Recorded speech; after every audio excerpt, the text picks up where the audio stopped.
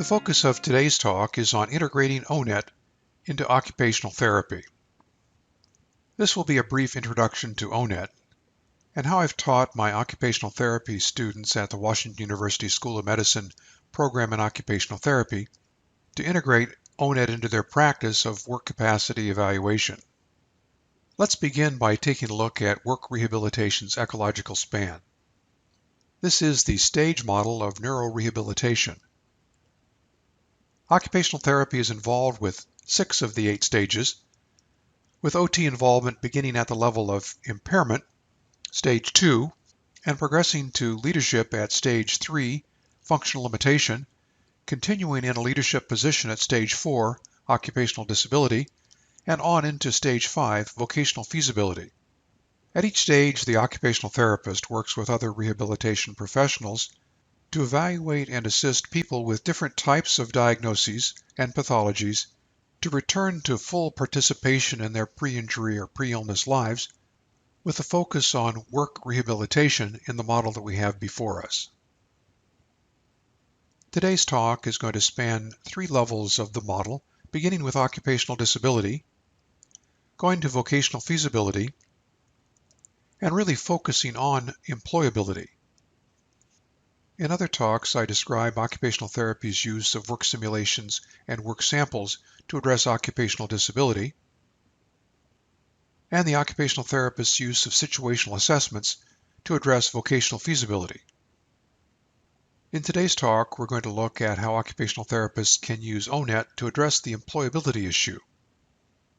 Other typical resources that may be used by the occupational therapist include the Dictionary of Occupational Titles, job analysis information, and information collected from the various state employment development departments. Much of this information is aggregated within O-Net, and so O-Net's a really good place to start. O-Net is an acronym for Occupational Information Network. O-Net has been developed by the United States Department of Labor. In the current model, 840 occupations have detailed narrative descriptions and videos, information about knowledge, skills, and abilities, information about educational requirements for the occupations, information about earnings and employment projections on both a state and national basis, and much more. O-Net also has less detailed information on about 250 additional occupations. A good reference if you'd like to get more information about this is a chapter that Marianne Hansen and I wrote in 2007, The O-Net Occupational Information System. This is found in the Handbook of Measurement and Evaluation in Rehabilitation. To establish a decent foundation, let's take a look at the O-Net content model.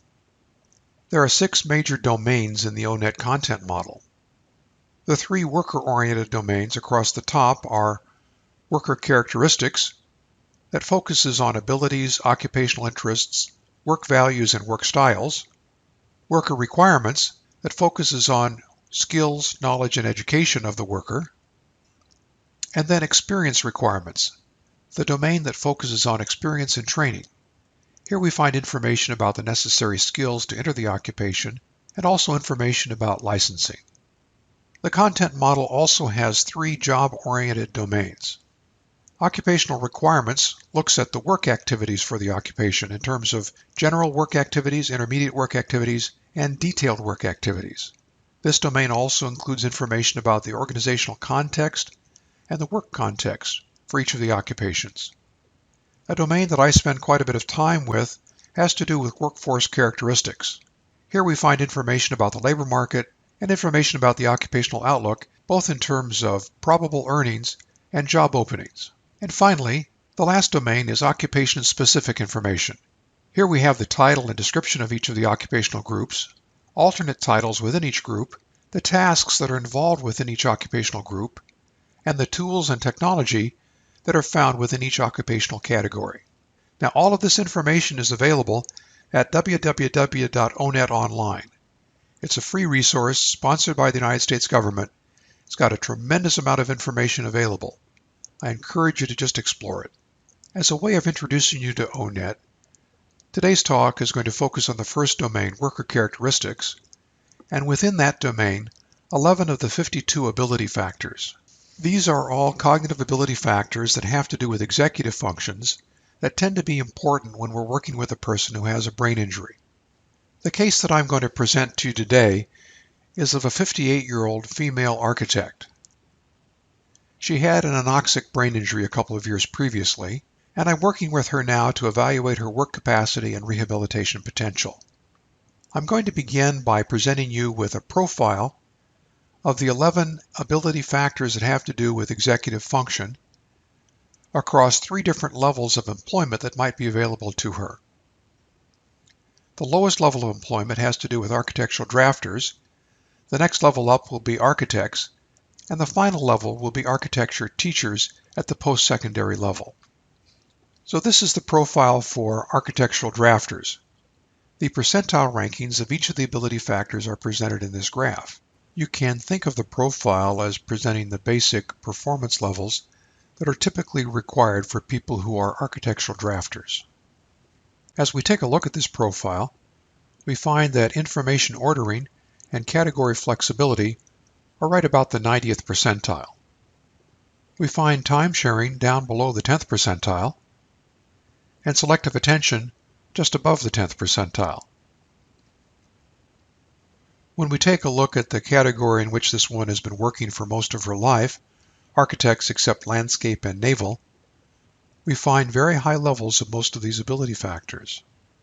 And comparing that to the profile for architecture teachers at the post-secondary level, we find some modest moderation of the ability profile. In this profile, written comprehension, originality, and oral comprehension are all above the 90th percentile. Deductive reasoning, fluency of ideas, inductive reasoning, and category flexibility are all at or above the 80th percentile. And so the question that this person posed to me is, at what level can she return to the labor market and compete successfully in her previous occupational group? To help her answer that question, we're going to collect information that's pertinent to these occupational demands. Our goal for our client is to help her make some decisions about what she wants to do with the rest of her career. So how do we collect information to help her make these decisions? What you see here is the core of the test battery that I administered to her. Beginning with collecting information from her on a self-report basis and her husband with an informant report, using the Behavior Rating Inventory of Executive Function, I collected good information about potential problems and resources that she may have in terms of executive function. I also collected information on a performance and observation basis using 2 situational assessments, the Behavioral Assessment of Vocational Skills, or the BAVS, and one component of the Progressive Occupational Demand System, the Dahl Chair Assembly Task. I also collected performance data using some abilities tests, several subtests from the Employee Aptitude Survey test battery, the Wonderlic Personnel Test, and the Critical Thinking Appraisal. Here we have my client's data from the Behavior Rating Inventory of Executive Function. What you see here are 2 age-relevant profiles. The brief presents standardized data that are differentiated in terms of the age of the client. And we've got 2 sources of data, one the client's self-report and 2 her husband's informant report of her behavior. The reference period is the 1 month prior to the evaluation. On the left, we've got the factors that have to do with behavioral regulation, and on the right, we've got the metacognitive factors. The red dotted line presents the area of concern. The T-score has a mean of 50 and a standard deviation of 10, and so, from 65 or above, clinically we've got an area of concern. And what we see here are 2 likely problem areas with regard to behavioral regulation. 1, some difficulty with inability to shift from one task to another, and 2, some potential problem with emotional control, although there seems to be some disagreement comparing my client's scores with her husband's rating of her behavior. We'll have to check that out. Generally speaking, the bigger issues have to do with metacognition. The 5 metacognitive clinical scales are all elevated above the 4 behavioral regulation scales. All of them are above the 65th T-score. The metacognitive problem that looks to be most troubling has to do with initiating tasks while working memory, planning and organization, task monitoring, and organizing material are also somewhat problematic. And so the brief has pointed us to two different areas of executive dysfunction that we're concerned about. First, in behavioral regulation, the elevations for shift and emotional control indicate potential problems. Second, in metacognitive coordination, the elevations for initiation, working memory, and planning and organization also present potential concerns. So how can we address these? Well, let's start by focusing on what the brief means by shift. Here are 3 items from the brief shift scale.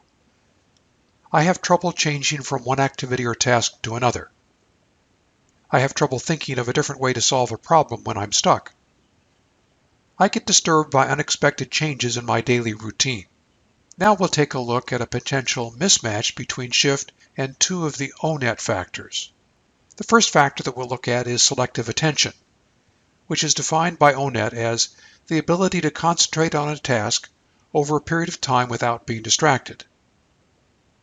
The second O-Net factor that we'll look at is time sharing, defined by O-Net as the ability to shift back and forth between 2 or more activities or sources of information, such as speech, sounds, touch, or other sources. So how do things look in terms of a potential mismatch between these 2 O-Net factors and shift? Well, let's take a look at it across the 3 different occupational profiles that we have. Let's start with architectural drafters. And what we find for architectural drafters is that the occupational demands on selective attention and time sharing are quite low, and so it looks like we don't have a mismatch.